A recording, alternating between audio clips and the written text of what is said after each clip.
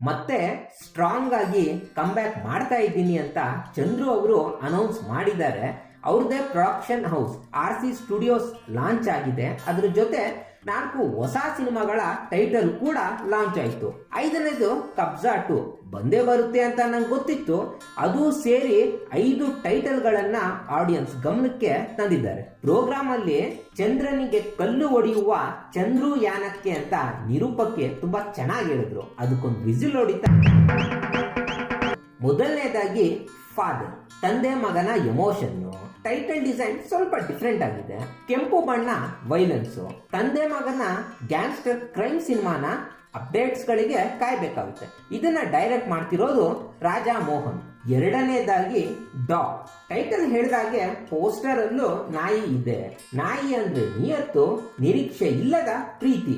ಇದಲ್ಲದೆ ಅದಕ್ಕೆ ಒಂದು ಫುಲ್ ಫಾರ್ಮ್ ಅಂತ ಇದ್ರೆ ಡಾನ್ ಆಫ್ ಗ್ಯಾಂಗ್ಸ್ಟರ್ಸ್ ಅಥವಾ ಡೈನಾಮಿಕ್ ಅಬ್ಸರ್ವರ್ ಗಾರ್ಡಿಯನ್. ಈ ತರ ಏನಾದ್ರೂ ಇದ್ರೆ ಇಂಟ್ರೆಸ್ಟಿಂಗ್ ಆಗಿ ಇರುತ್ತೆ. ಪೋಸ್ಟರ್ ಅಲ್ಲಿ ಓಪನ್ ಫೀಲ್ಡ್ ಇದೆ. ಸೊ ಓಪನ್ ಮೈಂಡ್ ಇಂದ ಅಪ್ಡೇಟ್ಸ್ ಗಳಿಗೆ ಕಾಯೋಣ. ಮುಂದಿನದ್ದು ಶ್ರೀರಾಮ ಬಾಣ. ಟೈಟಲ್ ಅಲ್ಲಿ ಬಾಣ ಅಂತ ಇದೆ. ಹಾಗಿದ್ರೆ ಕತೆ ಕೂಡ ಶ್ರೀರಾಮನ ಬಾಣದ ಸುತ್ತ ಪ್ರಧಾನದ ಮೂಲ ಕತೆ ಇರಬೇಕು. ಟೈಟಲ್ ಸಿನಿಮಾನ 100% ರಿಪ್ರೆಸೆಂಟ್ ಮಾಡುತ್ತೆ. ಅಂದ್ರೆ ಸ್ವಲ್ಪ ಕ್ಯೂರಿಯಾಸಿಟಿ ಇದೆ, ಹೇಗೆ ರಾಮ ಬಾಣದ ಮೂಲ ಕತೆನ ತೆರೆ ಮೇಲೆ ತರ್ತಾರೆ ಅಂತ.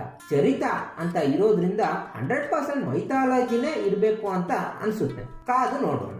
POK ಇದನ್ನ ಕೇಳಿದ್ರೆ ತಟ್ ಅಂತ ಹೊಡೆಯೋದೆ ಪಾಕಿಸ್ತಾನ್ ಆಕ್ಯುಪೈಡ್ ಕಾಶ್ಮೀರ್. ಇದಕ್ಕೆ R ಚಂದ್ರುನೇ ಡೈರೆಕ್ಟರ್.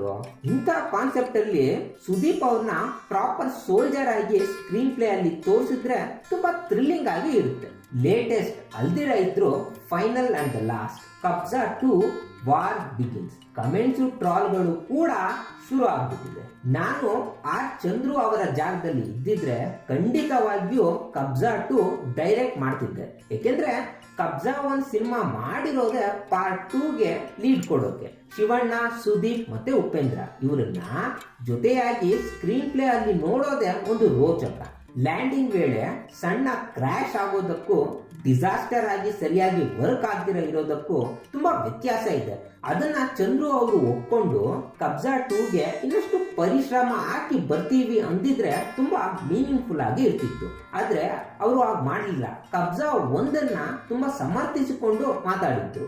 ಈ ಕಾನ್ಫಿಡೆನ್ಸ್ ತುಂಬಾ ಭಯಂಕರ ಅನಿಸ್ತು. ಟೈಟಲ್ ಅನೌನ್ಸ್ಮೆಂಟ್ ವೇಳೆ ಯೂಶಲಿ ಅದರ ಭಾಗಿಯಾಗಿರುವವರ ಮುಖದಲ್ಲಿ ಒಂದು ಜೋಶ್ ಇರುತ್ತೆ, ಸ್ಪಿರಿಟ್ ಇರುತ್ತೆ. ಆದ್ರೆ ಡಾರ್ಲಿಂಗ್ ಕೃಷ್ಣ, ಉಪೇಂದ್ರ ಅಥವಾ ಸ್ಟೇಜ್ ಮೇಲೆ ಇದ್ದ ಇನ್ನಿತರ ಮುಖದಲ್ಲಿ ಆ ಸ್ಪಿರಿಟ್ ಕಾಣಿಸ್ತಾ ಇರಲಿಲ್ಲ. ಸೊ ಹೇಳೋರೆಲ್ಲ ಹೇಳಿದ ಮೇಲೂ ಕಬ್ಜಾ 2 ಬರ್ತಿದೆ, ದಟ್ ಇಸ್ ಸ್ಟಿಲ್ ಫೈನ್. ಆದ್ರೆ ಅದರ ನಡುವೆ ಈ 4 ಟೈಟಲ್ಗಳ ಎಂಟ್ರಿ ಬೇಕಾಗಿತ್ತ ಅಂದ್ರೆ ವೆಲ್, ಅದು ಚಂದ್ರು ಅವರ ಸ್ಪಿರಿಟ್. ಕೆಲವೊಂದು ಸಿನಿಮಾಗಳು ನಿರೀಕ್ಷೆಯಂತೆ ಬಿಸ್ನೆಸ್ ಮಾಡೋದಿಲ್ಲ. ಥಿಯೇಟರ್ ಅಲ್ಲಿ ಆಡಿಯನ್ಸ್ ಇಂದ ತುಂಬಾ ಪಾಸಿಟಿವ್ ಆಗಿ ರೆಸ್ಪಾನ್ಸ್ ಬಂದ್ರು ಆಗ ಸಿನಿಮಾದ ಕ್ರಿಟಿಕ್ ಗಳ ರಿವ್ಯೂಸ್ ಮತ್ತೆ ಅನಾಲಿಸಿಸ್ ಮೇಲೆ ಸಿನಿಮಾ ಈ ವಿಷಯಕ್ಕೆ ಸೋತಿರಬಹುದು ಅಂತ ಒಂದು ನಿರ್ಧಾರಕ್ಕೆ ಬರ್ಬೋದು.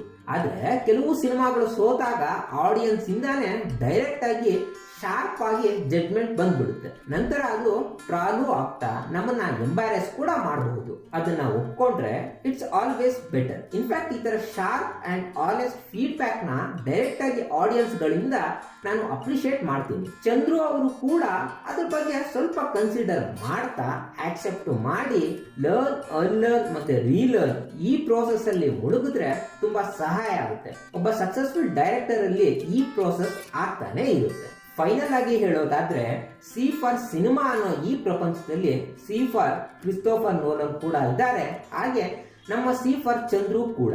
ಸಿ ಫಾರ್ ಕರೆನ್ಸಿ ಕೊಟ್ಟು ಸಿನಿಮಾ ನೋಡೋ ನಮ್ಮಂತ ಪ್ರೇಕ್ಷಕರಿಂದ ಬಂದ ಸಿ ಫಾರ್ ಕಮೆಂಟ್ಸ್ಗೆ ಜಾಸ್ತಿ ಎಮೋಷನಲ್ ಆಗ್ದಿರ ಅದನ್ನ ಇಗ್ನೋರ್ ಮಾಡಿದೆ C for common sense, C for creativity, C for content ಜೊತೆ ಚಂದ್ರು ಅವರು ಬರ್ತಾನೆ ಇರ್ಲಿ, ಅವ್ರಿಗೆ ಸಿ ಫಾರ್ ಚಾನ್ಸ್ ಕೊಡೋಕೆ ನಾವು ರೆಡಿ ಅಂತ ಹೇಳ್ತಾ ಈ ಚಂದ್ರಯಾನ ವಿಡಿಯೋನ ಮುಗಿಸ್ತೀನಿ. ವಿಡಿಯೋ ಇಷ್ಟ ಆದ್ರೆ ನನ್ನ ಸಿ ಫಾರ್ ಚಾನೆಲ್ಗೆ ಸಬ್ಸ್ಕ್ರೈಬ್ ಮಾಡಿ ಅಂತ ಹೇಳ್ತಾ